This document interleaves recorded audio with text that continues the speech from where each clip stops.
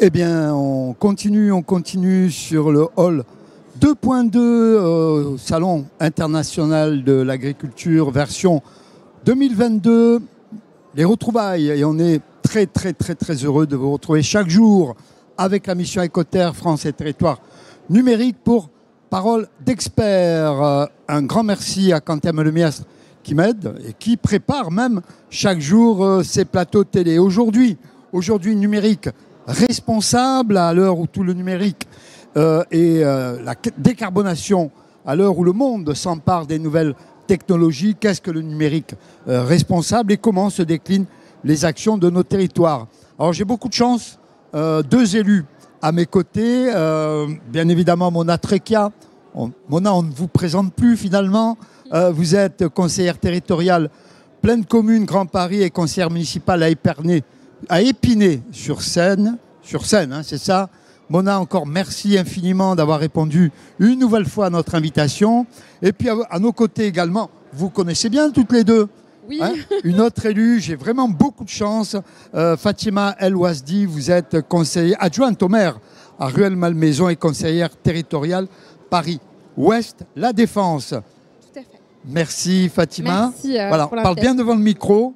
Voilà, c'est bon, ça marche? Ça marche. Ça marche. Alors, je vais commencer par vous, Fatima, si vous le permettez. Merci. En matière de préservation de l'environnement, qu'est-ce qui se passe à Rueil-Malmaison? Parce qu'on connaît Rueil-Malmaison de par son histoire, mais finalement, on s'attache peu à un travail considérable qui est effectué par vos équipes et par l'équipe de Monsieur le maire. Oui, Monsieur le maire a, depuis le début, depuis des années, engagé une véritable démarche autour de la transition écologique. Et j'en veux pour preuve notre labellisation Ville Internet pour laquelle on a reçu une mention spéciale sur la transition écologique, ce qui est la preuve que notre action est vraiment orientée dans ce but. En ce moment, on est en train de construire en fait l'agenda 2030 de la collectivité de Rueil-Malmaison. L'agenda 2030, c'est en fait comment on arrive à transformer les objectifs de développement durable de l'ONU en un plan d'action concret, actionnable par la collectivité, les administrés et la ville pour préserver notre environnement. Donc bien évidemment, dans ce volet des ODD, il y a une partie qui est consacrée au numérique et j'aurai l'occasion d'y revenir certainement plus tard dans la table ronde. Mais pour vous donner un peu un panorama, dans mon domaine, on a lancé beaucoup d'initiatives en lien avec l'agriculture depuis 1994, l'année de ma naissance. On a à Rueil la ferme du Mont-Valérien. C'est une ferme pédagogique dans laquelle on peut retrouver beaucoup de choses, des cours culinaires, une initiation à ce que c'est que la nature, à ce que sont les animaux, vraiment enseigner aux jeunes de la ville ce que c'est que la nature en zone urbaine. Et ça, c'est une action très concrète de connaissance de l'environnement en lien avec le monde agricole en zone urbaine. Autre chose qu'on a mise en place aussi pour justement mettre de la lumière sur l'environnement, puisqu'on a beaucoup d'espaces verts, on a aussi lancé l'Observatoire de la biodiversité. C'est un site internet où on peut juste envoyer des photos. Voilà ce qu'on a observé dans notre jardin, telle plante, tel oiseau, tel crapaud dans la forêt de Saint-Cucufa. Voilà, c'est des initiatives comme ça qu'on met en place pour l'environnement.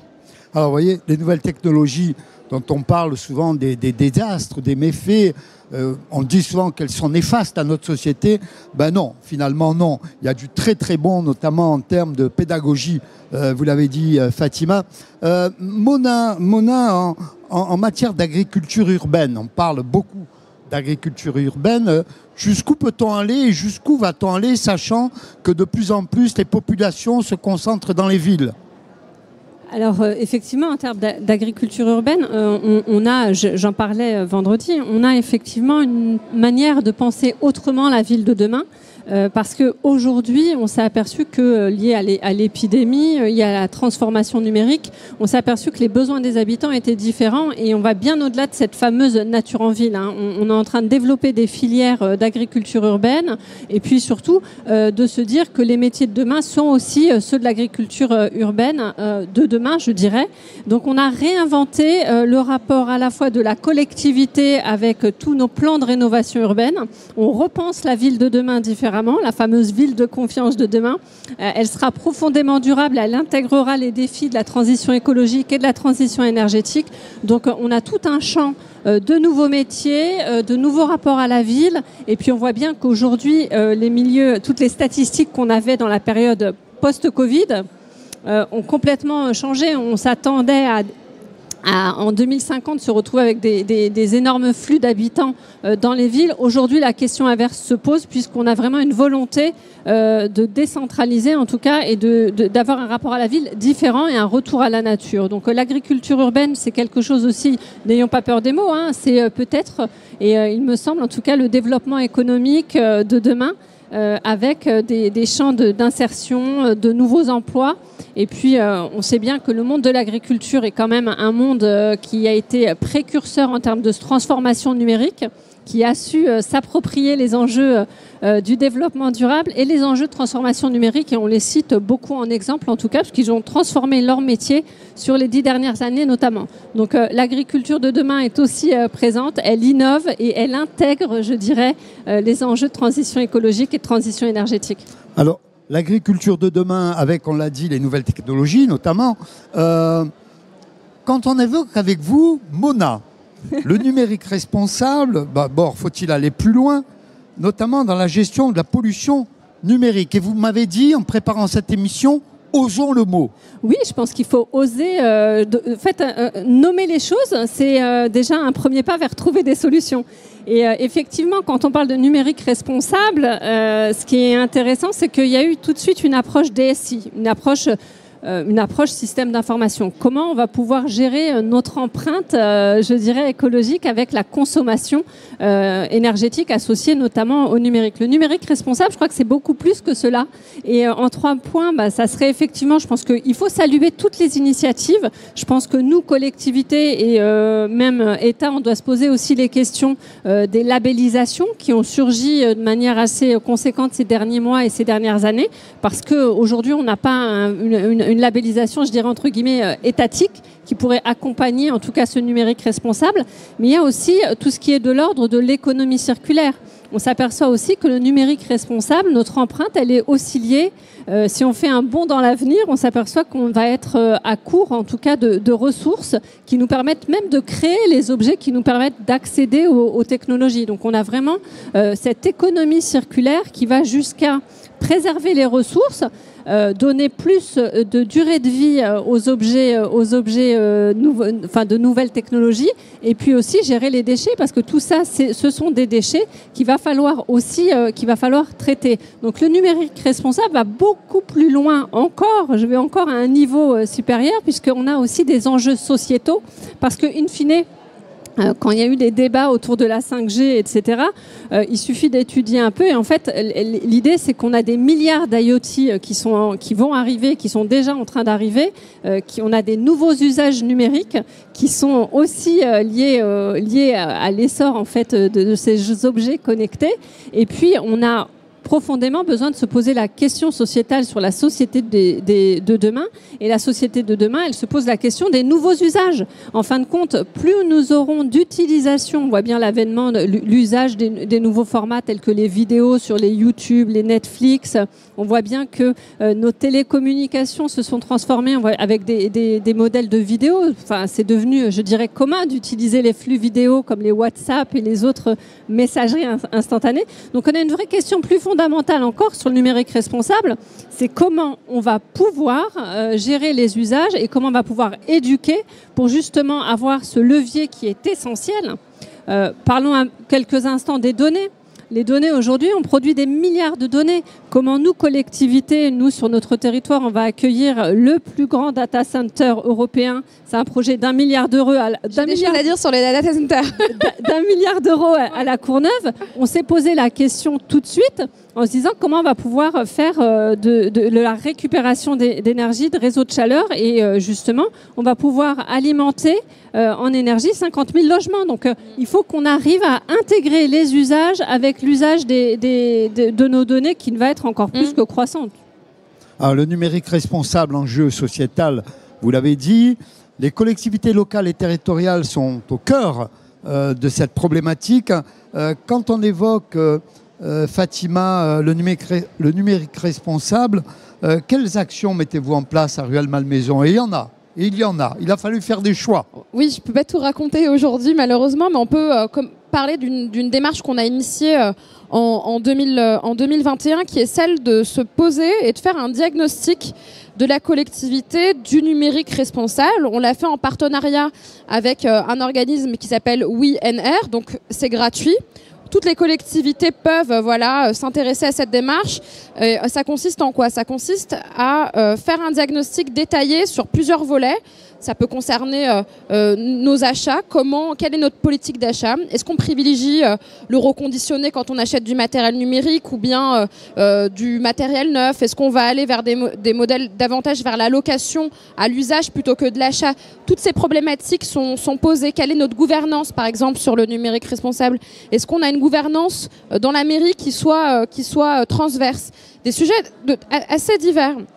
Et en fait, ce qu'on se rend compte dans ce diagnostic, c'est qu'on a quand même, malgré nos efforts qui sont importants sur le numérique, c'est un axe fort de notre agenda 2030 sur le développement durable.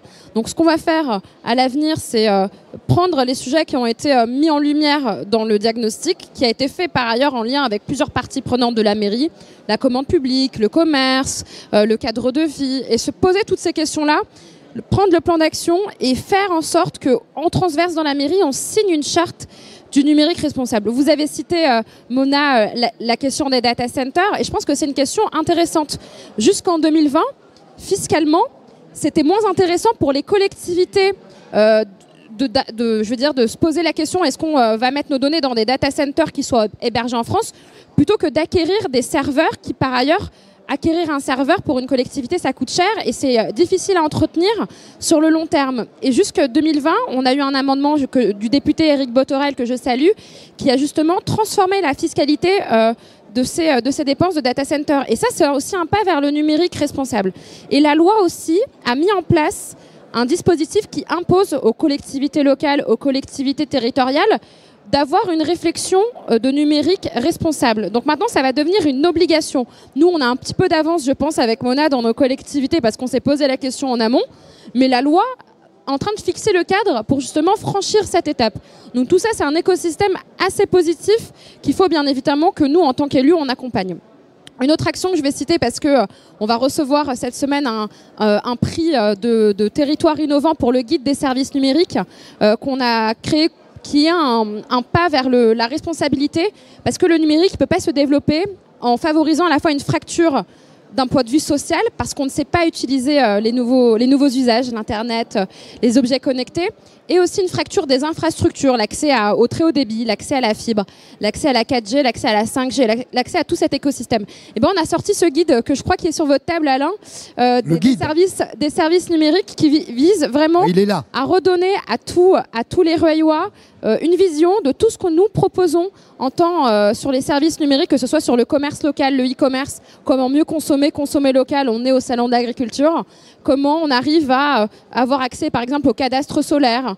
Le cadastre solaire, c'est un outil géographique qui vous dit, en fait, ma toiture de mon immeuble ou de ma maison me permet, c'est rentable d'investir pour installer des panneaux solaires pour me chauffer.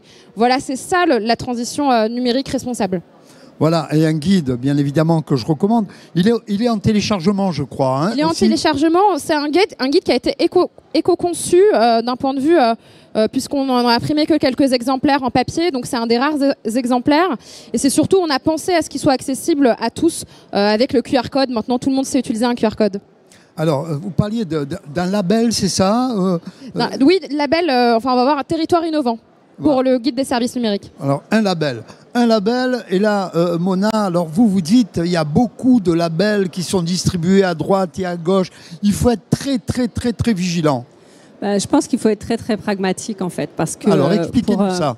Je pense qu'on a beaucoup de labels aujourd'hui, beaucoup de normes. Il ne s'agit pas de rajouter des labels ou des normes, mais nous, on a souhaité être très orientés résultats directement auprès des citoyens et des habitants. Vous parliez d'inclusion numérique, je parlais tout à l'heure d'économie circulaire. On a adopté le premier plan stratégique territorial pour un numérique inclusif avec 3 volets. Le numérique pour tous, partout et sur notre territoire, donc sur les 9 villes de Seine-Saint-Denis. On en est très très fiers parce que c'est le premier. On va accueillir plus de 22 conseillers numériques au sein du territoire avec un réseau inédit, plus de 23 points pour accompagner les habitants.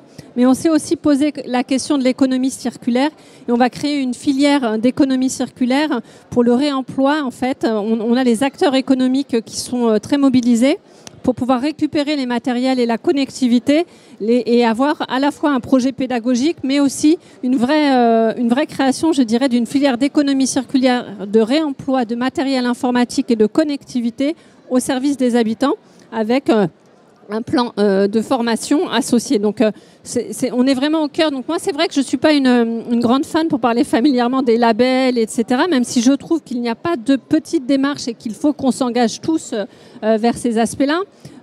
Par exemple, on travaille je suis vice-présidente du pôle systématique sur l'enjeu transformation numérique des territoires. On travaille avec les acteurs des écosystèmes deep tech européens pour ce numérique responsable et avoir de l'éco-conception en amont pour pouvoir imaginer les solutions de demain sobres et éthiques et responsables. Et donc, du coup, on est effectivement dans cela. Et je pense que aujourd'hui, les labels, faut s'en appuyer, mais je fais confiance à l'État pour pouvoir, et aux membres et aux agents des services des ministères pour les connaître et travailler auprès d'eux, pour pouvoir avoir des normes qui soient communes, qu'on puisse mutualiser et qu'on ait vraiment un référentiel du numérique responsable pour éviter, alors je le dis souvent, c'est le numérique responsable, c'est pas uniquement un référencement d'acteurs qui s'engagent, c'est avoir aussi une traduction très opérationnelle des choses. Et c'est dans ça qu'il faut que nous nous inscrivions. Vous parliez tout à l'heure de commande publique.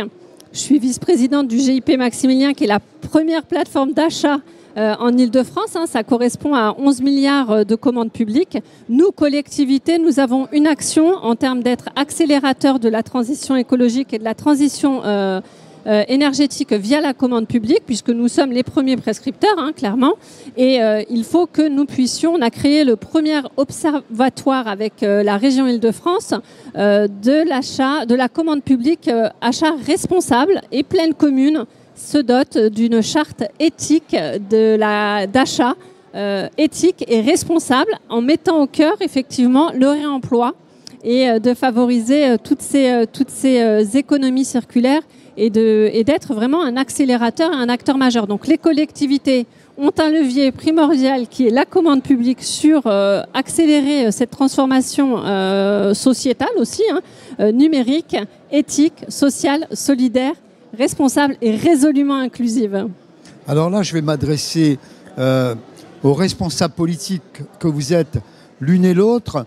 Pendant la crise du Covid, on a vu un élan de nos concitoyennes et concitoyens vers le commerce local. Il semblerait, je le répète chaque jour, je n'ai rien contre les grandes surfaces, rien du tout. Mais vous, en tant que responsable politique, qu'avez-vous envie de dire à nos concitoyennes et nos concitoyens pour qu'ils continuent à aller dans le commerce local, d'aller consommer dans cette proximité de commerce? On voit bien avec le plan Action Cœur de Ville que maintenant la présence de commerce dans les centres-villes, et parfois pas que dans les centres-villes, dans des quartiers, c'est devenu essentiel à l'attractivité des communes. Et je veux dire même à la contribution juste au lien social. Et bien évidemment, consommer local, c'est consommer dans les centres-villes, c'est consommer dans votre épicerie de quartier, c'est consommer dans des rues commerçantes. Et je suis contente que vous abordiez ce sujet parce qu'en mars, on vient de relancer la plateforme Rueil Boutique qu'on a reconstruite avec le territoire Paris-Ouest La Défense. Donc on a décidé de mutualiser cette dépense parce que ça coûte très cher en fait pour les collectivités locales d'avoir accès à ce type de plateforme. Et même si on est une grosse collectivité, c'est pas forcément très accessible dans l'investissement et dans la pérennité de l'investissement. Et du coup, j'invite vraiment les Français à faire du mieux qu'ils peuvent pour consommer local, consommer français. On voit bien, même maintenant, on est au village semences et on voit bien la question du blé avec la crise ukrainienne. Je fais un parallèle, je pense un peu intéressant quand même, mais on voit bien que la souveraineté alimentaire, c'est devenu un enjeu politique et un enjeu de survie pour l'économie européenne. Et pour nous, c'est devenu indispensable de pouvoir avoir accès de façon locale à des produits donc au niveau de l'Europe et de sécuriser aussi nos chaînes d'approvisionnement alimentaire. Donc, bien évidemment, j'invite ceux qui nous écoutent et ceux qui nous regardent tout autour dans ce salon à consommer local et à profiter aussi de tous les bons produits français qui sont là aujourd'hui. C'est un appel du cœur, et on vous suit bien évidemment, Fatima. Mona? Alors, moi, je suis une fervente adepte du Made in France, je suis une fervente adepte des circuits courts. Je pense que, comme je le dis souvent, la santé passe aussi par notre assiette et le bonheur passe par nos assiettes. Et donc, oui, on a appris plein de choses de cette crise épidémique. Je le dis avec beaucoup d'humilité parce qu'on l'a tous subi et on a vu qu'il y a eu des élans des habitants en fait qui revenaient aux primeurs, de la création de liens, la création d'activités, des champs comme l'économie sociale et solidaire qui se sont développés. Manger local, c'est bien manger, c'est favoriser votre commerce de proximité. C'est aussi favoriser les circuits courts, on en a parlé l'autre fois, mais effectivement, il est essentiel d'accompagner la proximité et puis de l'attractivité locale. Et puis, créons du lien, rentrons dans l'ère de l'humain, continuons. Alors, cette crise, effectivement, Ukraine nous apprend encore beaucoup de choses, nous apprend le caractère indispensable de cette souveraineté alimentaire et cette souveraineté énergétique. On voit bien qu'on apprend on va devoir apprendre à consommer différemment, à produire différemment et avoir de vrais plans de résilience que j'invite d'ailleurs toutes les collectivités, même au local, à avoir les plans de résilience locaux et territoriaux. On apprend beaucoup de choses, mais surtout, je voudrais vraiment, encore une fois, rappeler le soutien qu'on a à notre filière, aux semences, à l'agriculture. J'ai une pensée pour la filière porcine, la filière volaille aussi, qui sont en danger aujourd'hui avec cette crise ukrainienne. Et puis une grande pensée à nos agriculteurs parce que ils sont le cœur, en tout cas, de l'avenir. Et je disais en plaisantant hier, au temps des Égyptiens ou au temps des rois, on avait des réserves de blé. Il faut se rappeler de notre histoire et notre histoire de France, en tout cas, elle est profondément inscrite avec l'histoire de l'agriculture. Fatima, quelques mots de conclusion? Je partage totalement ce qu'a dit Mona sur la souveraineté énergétique également. Et bien évidemment, c'est un vœu pieux, mais les collectivités ont aussi leur rôle à jouer. Vous avez raison, dans l'accompagnement, le financement par exemple, de terrain, le financement de commerce. Donc c'est aussi le rôle des communes aujourd'hui de les accompagner au mieux et de permettre à ce que notre tissu économique survive à la crise que nous vivons aujourd'hui. Mesdames, merci d'avoir été avec nous. Merci. En ce bel après-midi ensoleillé sur Paris. Ça arrive, hein, vous voyez, ça arrive. Tout de suite après, vous lâchez pas l'antenne. Face à vous, avec Ivar Couder, l'excellent Ivar Couder, qui va évoquer les clés de l'agriculture et de l'alimentation. Ne le ratez pas, il est là quelque part. D'ici la fin de ce salon international de l'agriculture, version 2022, il va venir nous faire un petit coucou, vous allez voir.